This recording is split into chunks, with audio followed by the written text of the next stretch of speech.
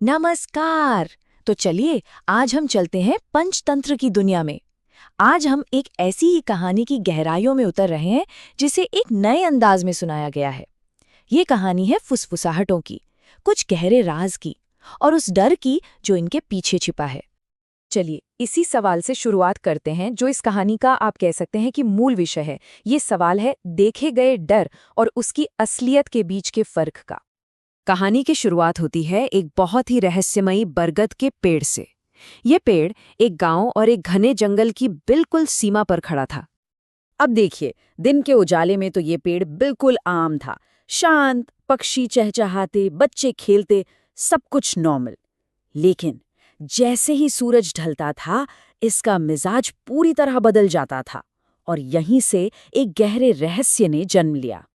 सूरज ढलते ही पेड़ से कुछ ऐसी ही बेचैन करने वाली, अजीब और अस्पष्ट फुसफुसाहटें निकलती थीं और यही आवाजें पूरे जंगल के लिए दहशत का कारण बन गई थीं।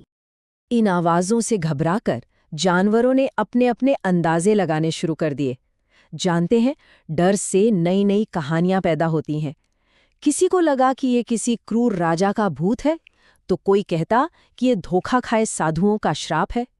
लेकिन इस डरे हुए माहौल में एक ऐसा भी था जो इन कहानियों को नहीं मानता था। वो था नील, एक नौजवान, बहुत चालाक और हाँ, थोड़ा सा घमंडी सियार। नील को इन सब बातों पर बिल्कुल भी यकीन नहीं था। उसे लगता था कि बाकी सभी जानवर बस बेवजह डर रहे हैं और उसने ठान लिया कि वो उन्हें गलत साबित करके रहेगा। और बस यहीं से कहानी एक नया मोड़ लेती है। अपने घमंड में चूर होकर नील एक चांदनी रात में अकेला ही उस पेड़ की ओर चल पड़ा। लेकिन जैसे ही वो पेड़ के पास पहुंचा, पेड़ ने उसी का नाम फुसफुसाया। सोचकर देखिए, ये वो पल था जब नील का सारा आत्मविश्वास, सारा घमंड टूटकर बिखर गया।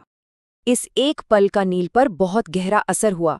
उसने अपनी जिंदगी में पहली बार असली डर महसूस किया और उसे वहां से अपनी जान बचाकर भागना पड़ा। अगली सुबह एक डरा हुआ और थोड़ा विनम्र हो चुका नील जंगल के सबसे बुद्धिमान प्राणी के पास पहुंचा। ये थे वृद्धा, एक बूढ़े और समझदार उल्लू जिनसे वो सलाह लेने गया था। और वृद्धा ने उसे ज्ञान की पहली और सबसे जरूरी सीख दी।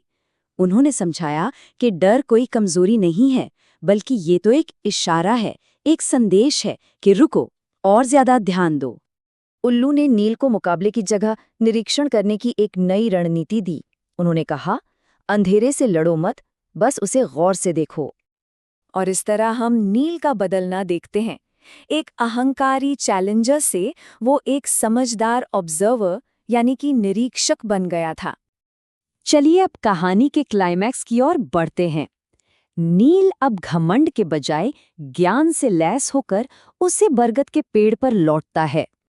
इस बार नील ने एक बहुत ही महत्वपूर्ण बात पर ध्यान दिया जिसे वो पहली बार अपने डर के मारे देख ही नहीं पाया था। आवाजें पेड़ के ऊपर से नहीं बल्कि नीचे जमीन से आ रही थीं। और तभी उसने कुछ ऐसा देखा जिसने सब कुछ बदल दिया।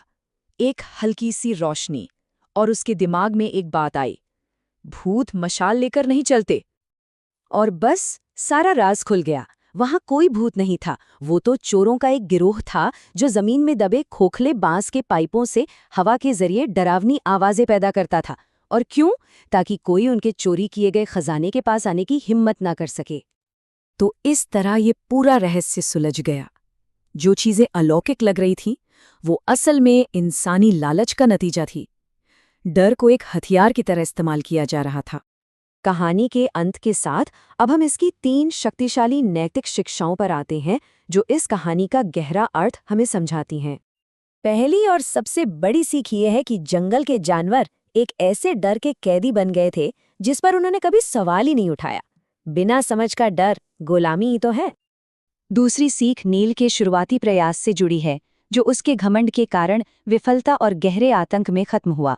यानी बिना ज्ञान और समझदारी के हिम्मत दिखाना बस मूर्खता है।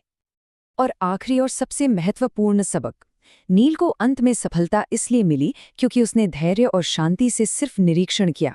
सच्ची बुद्धि काम करने से पहले देखती है, समझती है और हम इस कहानी को इसी एक सवाल पर खत्म करते हैं। ये सोचने पर मजबूर करता है कि हमारी दुनिया में भी ऐसी कौन सी फुसफुसाहटें हैं, ऐसे कौन से डर हैं जिनके पीछे की असलियत को और करीब से देखने की ज़रूरत है।